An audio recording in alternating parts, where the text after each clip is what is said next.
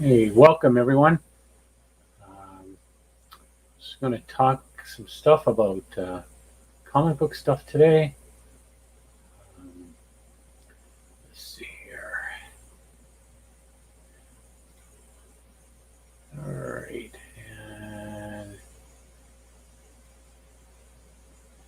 just going to get into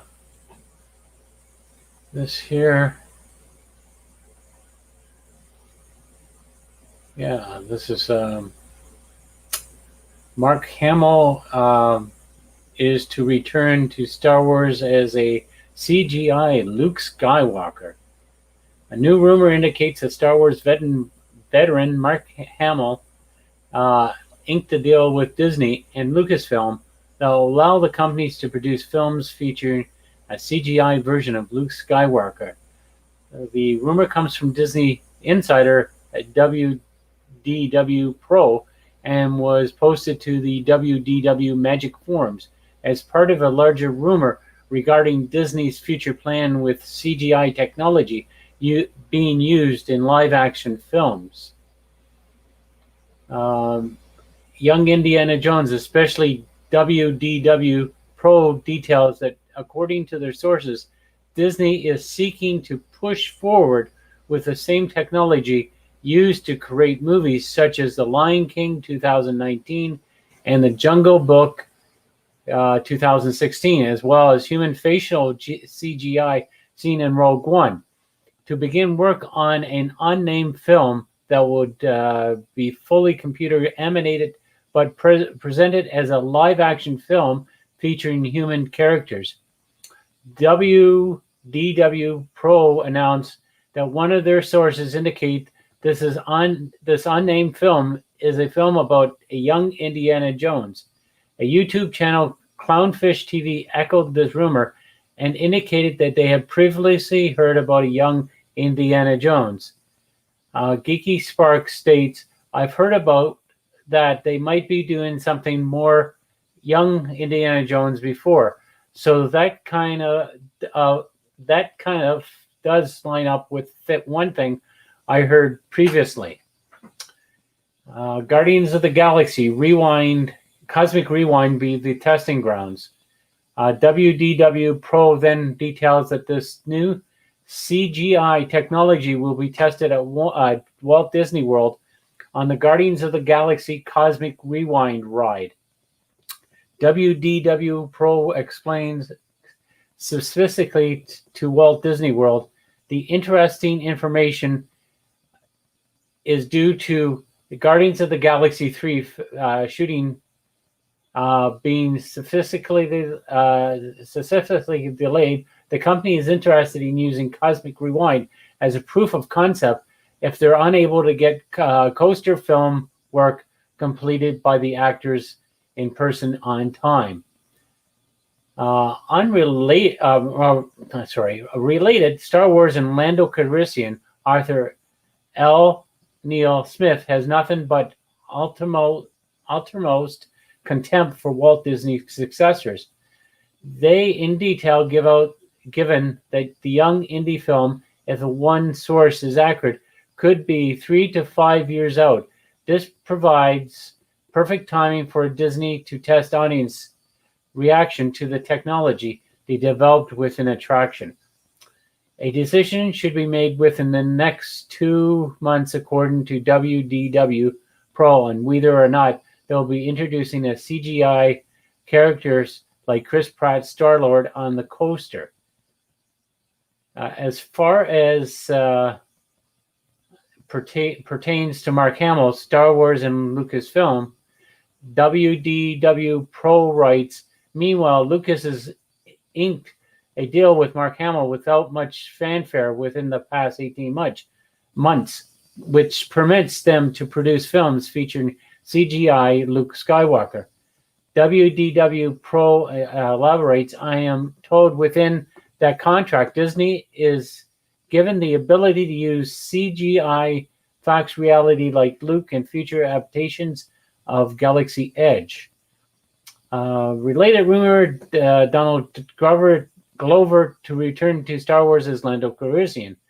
However, WDW speculates that given Disney's current financial situation, it is unlikely that a CGI fax reality Luke would arrive in Galaxy Edge anytime soon.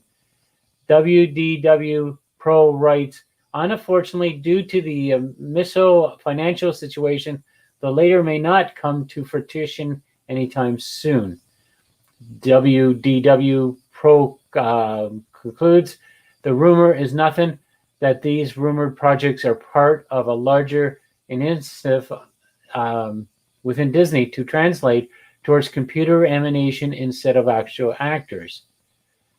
Both parks and in theaters are likely forward that Disney will use the pandemic to slowly begin moving towards computer animation as a substitute for human actors. WDW Pro explains. They add, of course, that this doesn't mean that Disney will immediately stop traditional live film, just that they'll have the capability for the first time in history, they believe, and they now are prepared to move forward with it in some degree, if only because they never wanted to be in the current stalled position ever again. Clownfish TV speculates that based off this rumor, Disney might actually be considering reskinning Galaxy's Edge. Keane states Rise of the Resistance in particular seems like it was designed so it could potentially be reskinned. He goes on to cite a recent comment made by former Walt Disney World Vice President Dan Cockrell. Cockrell details that Disney's original plan for Galaxy Edge was to be based off George Lucas's original Star Wars trilogy. He would then detail the original plan was scrapped due to the interference of Kathleen Kennedy. Cockrell explained, they said, well, yesterday Bob Iger met with Kathleen Kennedy, who, as a lot of people may know, was sort of George Lucas's protege and headed up Lucasfilms. They had a conversation, they had a meeting, and Kathleen Kennedy, her point of view was there way more than Disney Star Wars stories ahead of us than behind us. He continues, so we really should start thinking about to do what we want to build a Tatooine and build what all 50-somethings remember Star Wars is, or do we want to build something else which is going to appeal to all the upcoming generations who are going to know the new stories? And that day, Tatooine was killed at the studio, and all those concepts were put on a shelf. And I'm sure they are sitting in the vault, and I'm sure they're going to be shown someday, but about what that land looked like and what the attractions were going to be, Cockrell concluded.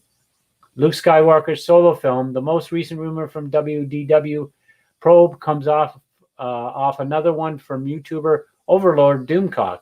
In that rumor, Doomcock details that Lucasfilms and Disney were in discussion for a Luke Skywalker film that will take place 10 years after Return of the Jedi.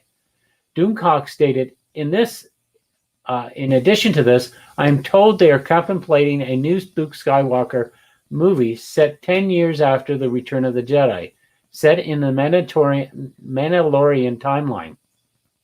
He elaborated, I think a reason is they're considering doing this instead of doing a Luke Skywalker set around the time of The Force Awakens is a part of the second scenario involves filming George Lucas' trilogy as a replacement for the sequel trilogy, which lines up with my reporting of the rumored conditions Lucas set out for his return to Lucasfilm. Maybe throwing a wrench in all of this, Mark Hamill's public statement about returning to Luke Skywalker back in May, Hamill seemed to indicate he was done with the role of Luke Skywalker for the foreseeable future. He wrote, May the 9th be a bittersweet episode, knowing it was the last time I would ever play Luke. Bye-bye, Skywalker. However, as evidenced by Ewan McGregor comments about his return as Obi-Wan Kenobi, Actors are no strangers to lying. McGuire stated it's a effing massive release because for 4 years I've been having to lie to people about it. What do you make of this most recent rumor? Do you think that we'll see a CGI Luke Skywalker in the future? Do you think Galaxy's Edge might be reskinned for the original trilogy?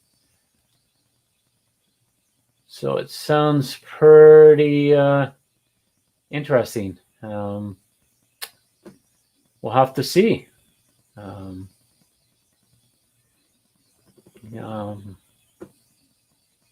Yeah, Lucas owns. There was a joke I saw. What was it? A long time ago. There was an award for George Lucas, and I think it was either Mark Hamill or Carrie Fisher said. No, I think it was Carrie Fisher that said that George owns our likenesses.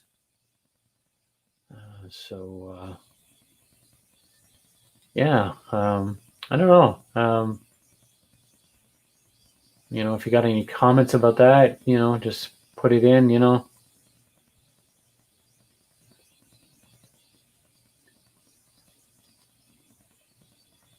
Yeah, it looks like over in the comic book industry here, Batman and Justice League scribe Scott Snyder announces that he plans on being less involved at DC Comics.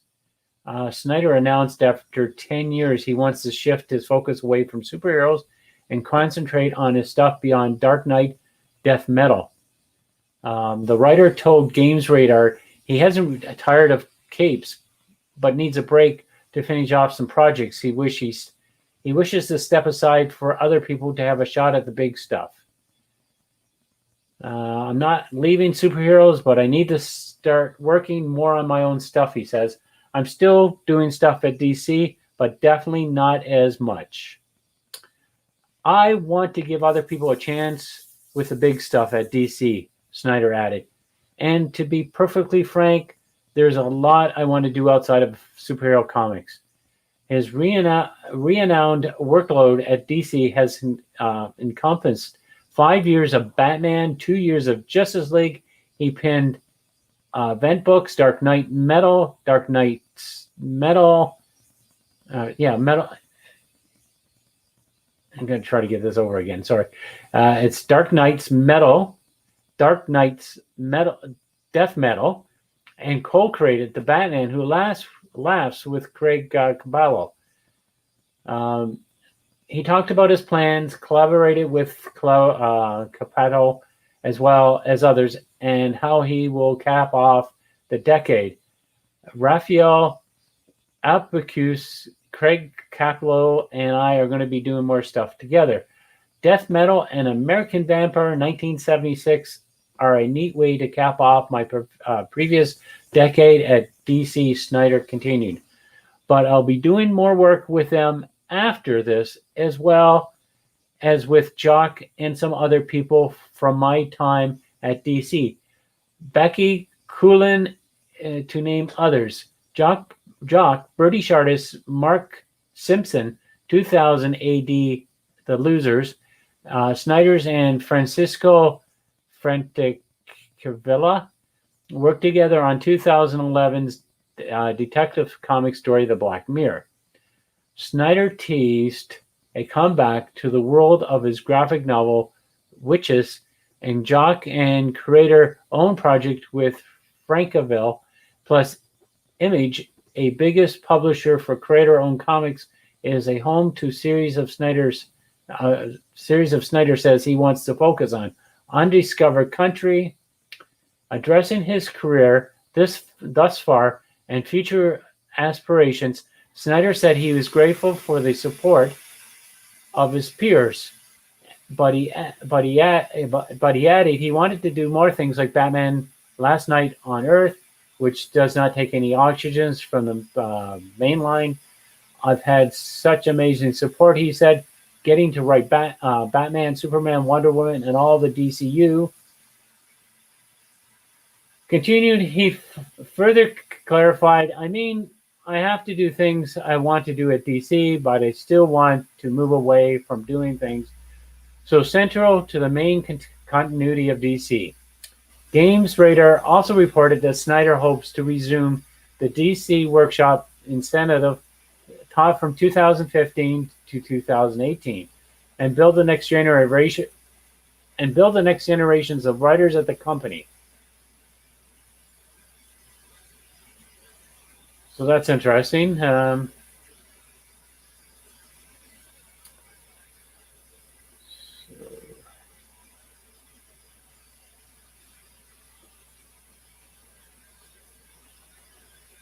Let's see if there's some other stuff here.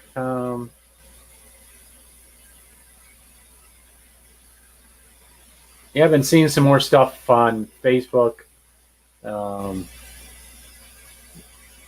talking about Comicsgate being a hate group. I see no connection to hate groups with that.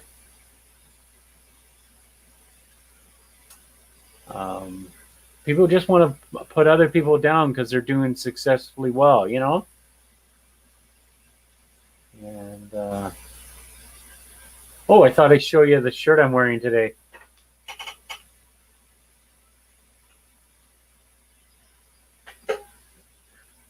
Dave Sim shirt from Graffiti. See where? I don't think you can. Yeah, you can see the logo there. So let me check that out. All right. Yeah. So anyway, yeah, Comicsgate isn't a hate group. I don't know where anybody got a hate group from that. Maybe it's because they don't support these changing from these characters like Iron Man dying, and then who is it? Ironheart. I can't think of the name of the character that's taken over that. I think the last name is Williams or something like that. That's the only thing I think they're opposing to. You know, come up with some original characters and stuff like that. You know, so it looks like. Let's see here. Yeah, it looks like Dan Morara models Batman family of characters after Power Rangers in a new design art. For both Batman and those within the Bat family, there are so many interpretations and redesigns that it's easy to lose count, especially if you're a fan of Elseworlds. Now, thanks to Dan Mora of Boom Studios, we're getting an out-of-this-world look at Power Rangers Batman. Dan Morara has been sharing his work on both Instagram and Twitter. They're quite remarkable. Below are some examples. First is what he describes as trying to pronounce this word, sorry, Sentinel, Batman, and Cayman of the Alter Batman, adding it's a weird Batman.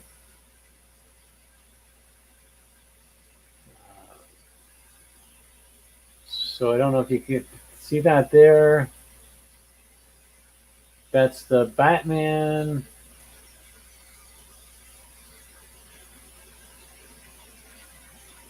And for fans of the Superman Elseworlds runs, this is reminiscent of the costume wore in the Superman Speeding Bullets Elseworld one-shot by G.M. Demens and Edro Berto.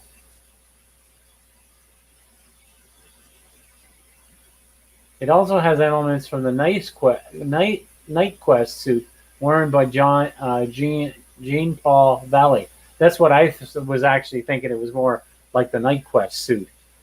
Next is Mora's Keeman Granger. It's a Robin redesign that could be seen making it into the comics with or without the Power Rangers connection. That's an interesting design. Related, Todd McFarlane was working on Grim Knight, Batman, and Doomsday figures. Next, we're treated to a redesign of Nightwing. You can see that he received a Tokusatsu tinge with an armor that pays tribute, most especially to the first and most recently Mighty Morphin movies.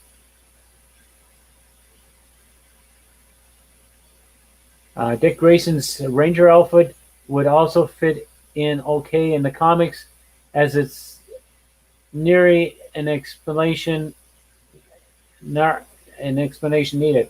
But everyone, Red Hood underneath, underwent the fewest change, except for maybe the blaster, the holster, and the trench coat-like cape.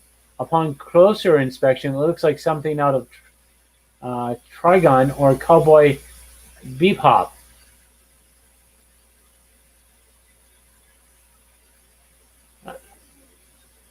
I think it looks a little like the Mandalorian a bit for me. This isn't Mora's first go at redesigning the costumes of some major heroes. Previously, he did MMPR redesigns of Spider-Man characters and Ninja Turtles. He also revealed his Sentinel Wolverine.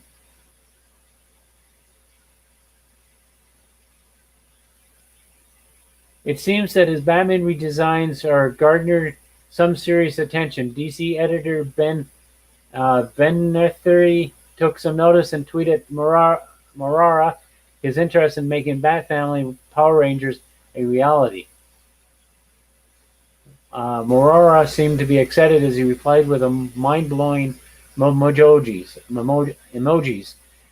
Fears in the thread appears to be Black the Pitch, which isn't without President, the Justice League, and MMPR crossed over in 2017 to battle the might of Lord Zed and Brainiac in Power Rangers Justice League by Tom Taylor and Stephen Byrne.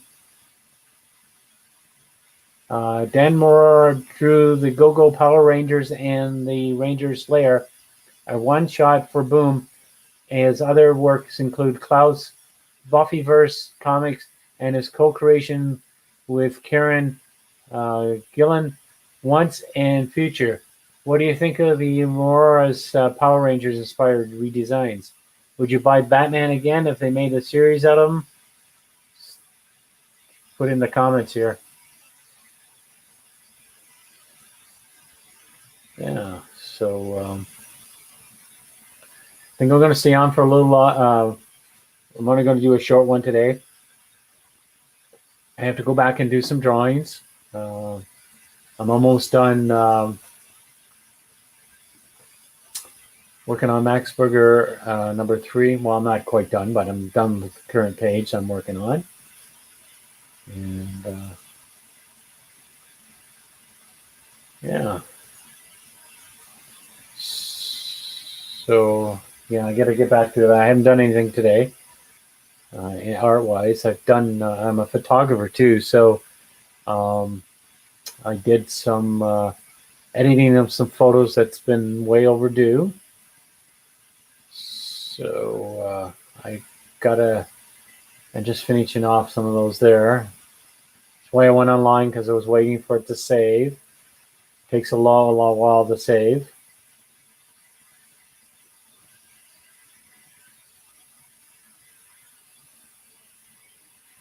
So here's another one here.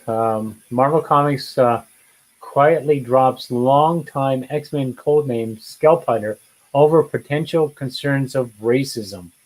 Marvel has quietly dropped the codename of a longtime X-Men villain, John Gray Crow, aka Scalp Hunter, due to the term's alleged racist connotations. In the long history of comics, some intellectual properties were created to drum up stories of new heroes, new villains, One villain was named John Greycrow, aka Scalp Hunter, who debuted in X-Men, Uncanny X-Men 210 in 1986 as an assassin for Mr. Sinister groups of Marauders. Greycrow's mutant power is to reconfigure machinery.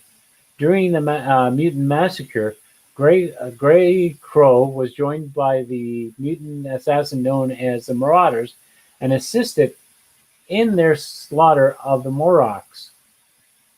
Marvel has most recently continued with the character's original name in the recap page of the new Hellion series first issue. However, it appears they have now retired the Scalp Hunter codename and recently released the second issue of the series. As you can see below, he's simply called Greycrow.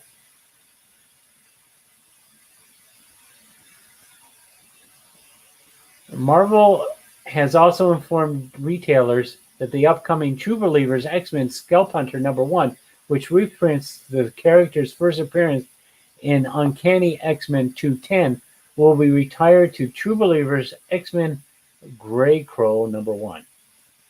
While the name change may prove decisive for many fans, to simply name the character Greycrow is a matter of inconsistency, as seen in the events of the recent Krona and Dawn of X arcs.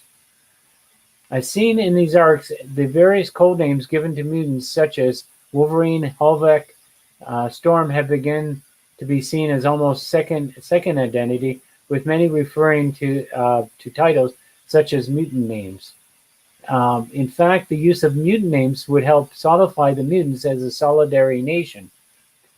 Apocalypse makes that point very clear in its session with Melody Gethro. The idea of the codename being a mutant name is far from recent development. In 2001's Ultimate X-Men #1, Xavier gives the new formed team of X-Men new names specifically as they're rebaptizing to fit their new skills and personality. It was an attempt to distance themselves from the old relic names of the past. Related MCU rumors new team-up line revealed. The concept was repeated in 2012 when Scott Summers introduced himself by his mutant name, Cyclops, in the first issue of All New X-Men. The phenomena of mutants in the X-books taking on new names to reflect their powers is not a new ideal, but somewhat a recent one, at least for the later 2000s. The fact that Greycrow does not have a new name to reflect his new identity and reality isn't consistent with the ideal they're trying to establish in that world. That also goes for Madeline Pyre, who would have had the mutant name of Goblin Queen. If the code names are a point of mutant pride, Greycrow's lack of code name flies in every face of the code names as a point of pride narrative being portrayed in the current X books. Scalp hunting, the act of the South, has been a long and sordid history due to its regular practice by various Native American tribes. This method of intimidation, akin to the medieval European practice of putting heads on spikes outside of a city to warn onlookers of the consequences faced by defying the given ruling authority. During the various conflicts involving Native Americans and early American colonists would issue bounties for Native American scalps as a means to incentivize the killing of the native tribes. Given that Greycrow is listed as an ethnic Native American from an unspecific tribe, it should come as no surprise that the name Scalp Hunter has become a diverse diversive topic. What do you think of Marvel's avoiding previous code names for John Greycrow? Sound off in the comments. Yeah, so what do you think? Yeah.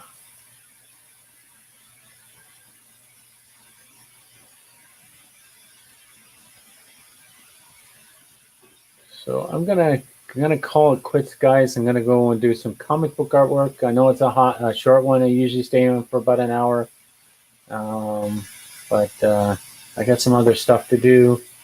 Probably be on longer tomorrow when I come on. All right. So everybody have a good day. Take care, and we'll see you tomorrow.